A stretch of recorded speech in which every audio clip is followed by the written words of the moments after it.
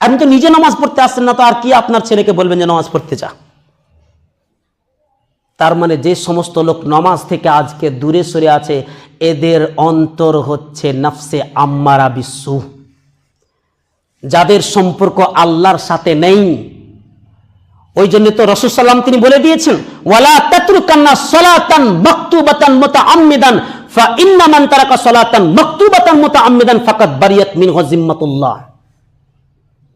খবরদার জেনে শুনে যেই ব্যক্তি সালাত ছেড়ে দিবে, 5 ওয়াক্ত সালাত ছেড়ে দিবে, আল্লাহর সাথে তার সম্পর্ক কেটে যাবে, আল্লাহর সাথে ওর সম্পর্ক থাকতে পারে না। এখন কথা বলেন তো, যেই ব্যক্তির আল্লাহর সাথে সম্পর্ক থাকে না, নবীর সাথে সম্পর্ক থাকে না, সাহাবীদের সাথে কোনো সম্পর্ক নেই, নমাজীদের সাথে সম্পর্ক নেই, সেই ব্যক্তি একজন ইমানদারের সাথে কি করে সম্পর্ক থাকতে পারে?